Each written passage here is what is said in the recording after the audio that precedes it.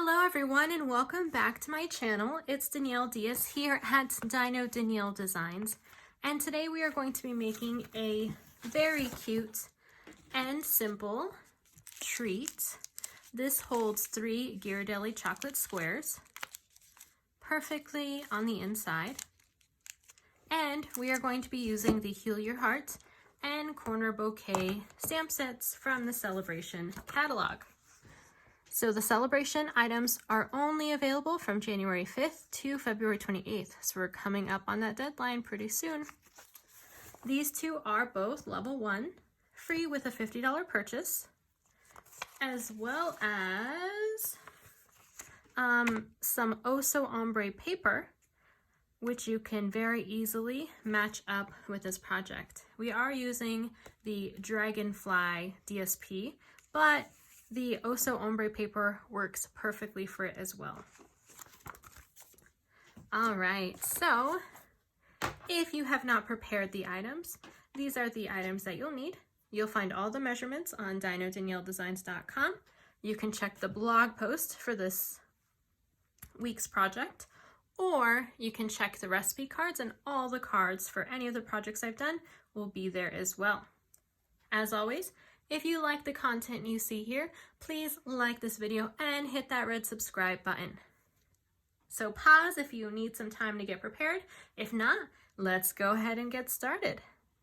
So the first thing that we are going to do is we are going to do some heat embossing.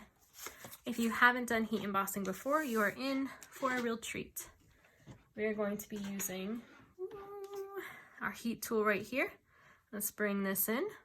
We are going to be using some white Stamp and Emboss powder. I do have a little embossing buddy here. This embossing buddy is no longer available through Stampin' Up, but there are others available at other craft stores. It prevents your powder from sticking to other parts that you don't want it to stick to because of static. So I'm going to go ahead and bring in a clear block. I also need my Versamark watermark stamp pad. And from this set, we are going to use the Sorry out of Sorry for Your Loss. And I realize now that my block is way too small for this. So let me get a larger, here we go. And I'm actually only going to use that Sorry. So you can do a couple things. This one is pretty close to the edge where you can just kind of ink up that piece. And if that's what you want to do, you just have to be very careful not to get the other word in there. So I'm just going to tilt it to the side, make sure I'm only getting that word Sorry. If you're worried that you're going to ink up too much, then you can always mask it off with some tape, and then you can ink it and then take the tape off, and only Sorry will be inked up. So as you can see here, it does have some ink on there that says Sorry.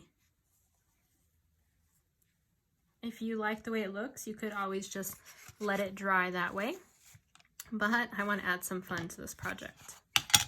And I just like to use a paper plate for this. I do bend it in half before I put this on so that it's easier to clean up the powder afterwards. And I'm simply going to pour some embossing powder on top.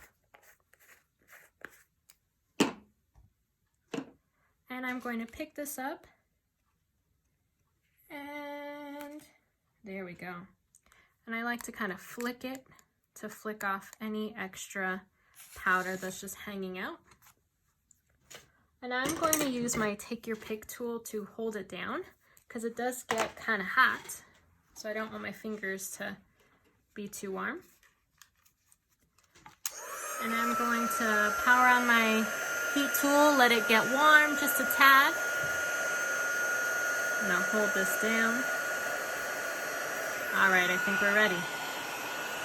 So I'm just going to use my tool here until it gets pretty warm. Let me see if I can move it around so you're not getting that many shadows. I want you to see the magic as it happens. Oh, there we go. You see it changing? Ooh! How cool is that? All right, let me move this out of the way. And let me pull this up to the camera so you can see what it looks like. Isn't that really cool? I love heat embossing. So much fun. Okay, so what we're gonna do is we are going to take our main piece of our box here, and I have already scored it. Like I said, the measurements and any of this prep work will be found on that recipe card. And if you get the make and takes, it will come just like this. And so see, all it is like a cute little box. It almost looks like a little purse. And we're gonna use some ribbon to tie it up on the top. But for right now, let's go ahead and put together the front of this. We're gonna use Stamp and Seal. Oh, here it is. To layer our DSP piece on the front. There we go. Now we're going to add some sprigs to the back of our sentiment. And I want them to be on either side of it, kind of sticking out just like that. So I'm just going to add a little bit of our liquid glue here on that end of the sprig and here on that end of that sprig. Place our sentiment down. Oop. Come on, sprig. All right, let's see if I pinch them together, if it'll, oh yep, likes that a lot more.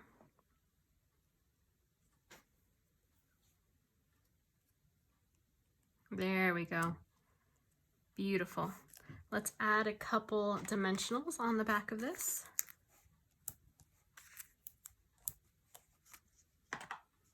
Take off our backings. Place this on the center. Ooh, we have a dimensional that's peeking out. All right, let's move it just a tad. There we go. Okay, now our last step is just to add our ribbon and our trim. So we're gonna go ahead and we are going to just kind of fold this together so that it fits easily into these two holes.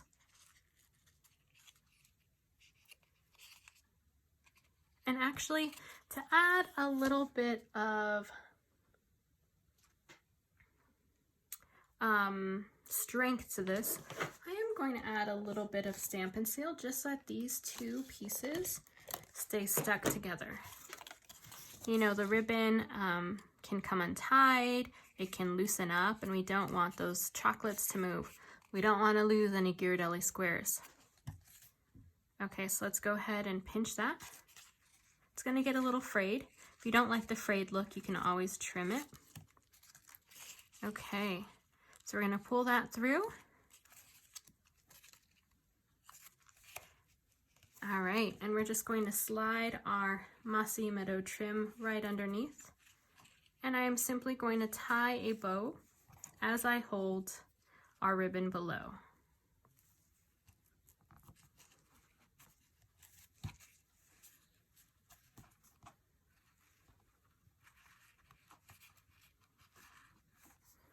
Okay, and as you know, I am a perfectionist with my bows, so I do tend to work them a little bit just to make sure I get a cute bow and symmetrical.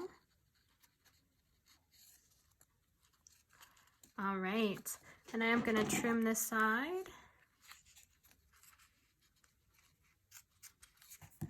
There we go. And I'm going to trim this one because it was a little frayed. All right, there we go. We are completely done. All you have to do is add some chocolates back there. So I'll take these 3 out and then place them in here. If you're gonna do multiple of this treat and you don't want the chocolates to kind of slide in and out, like it's pretty strong, they won't slide very far, but you could always glue them in with some glue dots as well. All right, thank you so much for being here. If you like this content, don't forget to like this video and subscribe to my YouTube channel. You can also check out my blog at Dino Danielle Designs for more content, more links, and resources for all the projects you see on my YouTube channel. Have a wonderful day. Happy crafting.